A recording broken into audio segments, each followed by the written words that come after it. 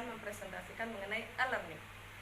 E-learning adalah pembelajaran jarak jauh atau distance learning yang memanfaatkan teknologi komputer, jaringan komputer ataupun internet.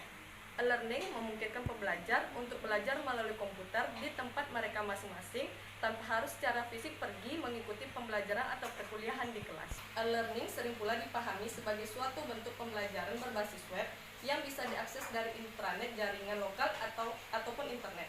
Sebenarnya materi e-learning tidak harus didistribusikan secara online, baik melalui jaringan lokal maupun internet didistribusikan secara offline menggunakan media CD atau DVD, termasuk CD atau DVD pun termasuk pula e-learning. Dan materi belajar dikembangkan sesuai kebutuhan dan didistribusikan melalui media CD atau DVD. Selanjutnya, pembelajar dapat memanfaatkan CD atau DVD tersebut dan belajar di tempat di mana dia berada. 3.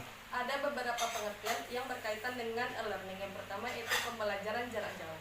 E-learning memungkinkan pembelajar untuk menimba ilmu tanpa harus secara fisik menghadiri kelas.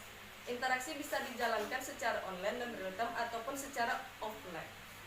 Pembelajaran dengan perangkat komputer. E-learning disampaikan dengan memanfaatkan perangkat komputer.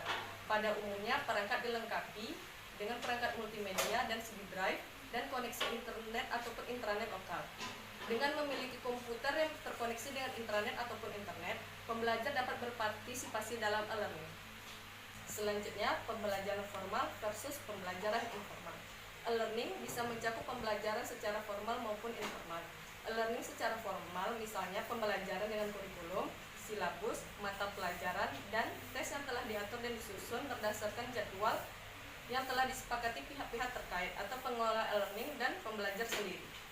E-learning juga bisa dilakukan secara informal dengan interaksi yang lebih sederhana, misalnya melalui sarana mailing list, e-newsletter, atau website pribadi, organisasi dan perusahaan yang ingin mensosialisasikan jasa, program, pengetahuan, atau keterampilan tertentu pada masyarakat luas. 3. Selanjutnya, komponen e-learning. Yang pertama, infrastruktur e-learning. Infrastruktur e-learning terdiri dari personel komputer atau PC, jaringan komputer, internet, dan perlengkapan multimedia.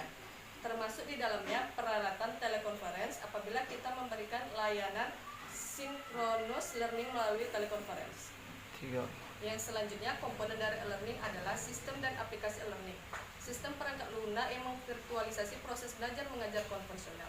Bagaimana manajemen kelas, pembuatan materi atau konten, forum diskusi, sistem penilaian atau rapor, sistem ujian online, dan segala fitur yang berhubungan dengan manajemen proses belajar mengajar. Sistem perangkat lunak tersebut sering disebut dengan Learning Management System atau LMS. Komponen e-learning selanjutnya yaitu Komponen e-learning selanjutnya yaitu konten e-learning. Konten dan bahan ajar yang ada pada e-learning system atau learning management system.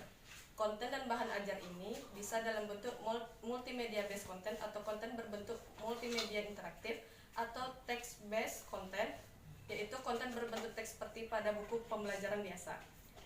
Biasa disimpan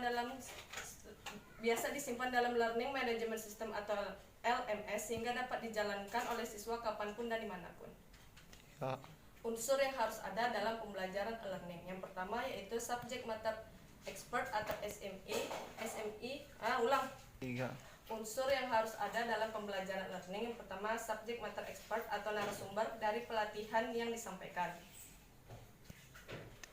Yang selanjutnya instructional designer yang bertugas untuk secara sistematis mendesain materi dari SME menjadi materi e-learning dengan memasukkan unsur metode pengajaran agar materi menjadi lebih interaktif, lebih mudah, dan lebih menarik untuk dipelajari. Unsur selanjutnya yaitu graphic designer, mengubah materi teks menjadi bentuk grafis dengan gambar, warna, dan layout yang enak dipandang, efektif dan menarik untuk dipelajari ahli bidang learning.